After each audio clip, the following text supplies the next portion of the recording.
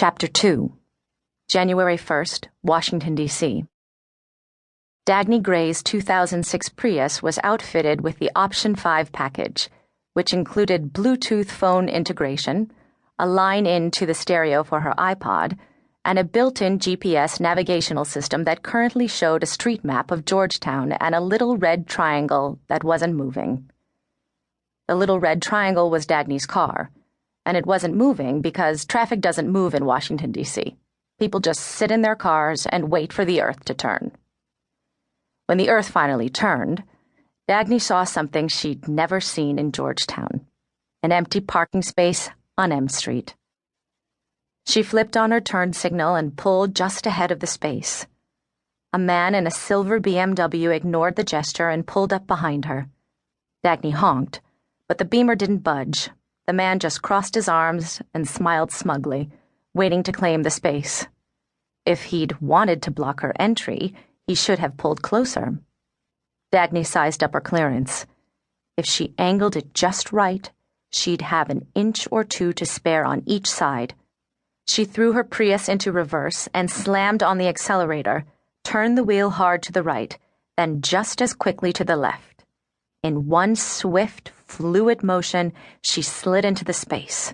Even better, she'd come close enough to give the BMW driver a well-deserved scare. Dagny's satisfaction faded as she watched the noblesse filtering into Zegman's gallery. Though she could hold her own among the effete and well-heeled, she preferred the warm embrace of a good book and a well-worn couch, or the iPod-assisted solitude of a long run on the Mount Vernon Trail, or the torturous agony of her Arabic study, or a rusty nail embedded in her foot.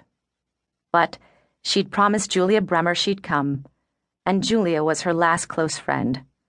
She'd lost other friendships to geography or dereliction. Julia's friendship was worth saving. Besides, she had promised herself that this would be the year she'd learn to have fun, even if it was no fun at all. Dagny was thinking about this promise when her phone rang. She didn't have to check the display to know that Julia was canceling their plans. TRO, Julia said. This meant temporary restraining order, and that Julia was stuck working on one. She was an associate at Baxter Wallace, one of the top litigation firms in town. Baxter Wallace was originally Baxter, Wallace, and McAllister, but McAllister got the shaft when some marketing consultants decided that the firm's name was too long. It didn't matter to McAllister, or to Baxter or Wallace, for that matter. All three of them were long dead. Blow it off. I can't, not this year. Julia was up for partner. More precisely, non-equity partner, which, like non-alcoholic beer, doesn't taste very good and is no substitute for the real thing. I'm sorry, Dag. It's okay, Jules. I didn't want to go anyway. Julia's voice rose. No, Dag, you should still go in. I don't... You have to. Dagny hadn't seen it coming, but this excursion was a setup. I'm not in dating shape. You're never in dating shape. Maybe you need to date to get in shape. Plus, your resolution... I don't think I used the word resolution, Dagny protested. Just go, Julia said, before hanging up. Dagny tucked the phone back in her purse.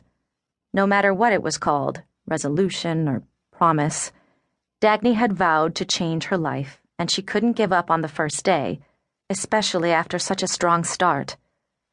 That morning, she'd pick through the boxes in her basement to find the hairdryer she hadn't used since her last move. After her shower, she'd brushed her long, black hair straight instead of tying it in the usual ponytail.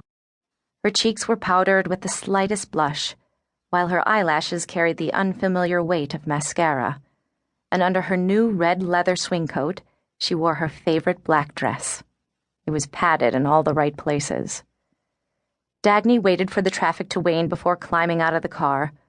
She walked to the front of the gallery and peered through the windows, eyeing the suits and gowns inside. Some of the women towered over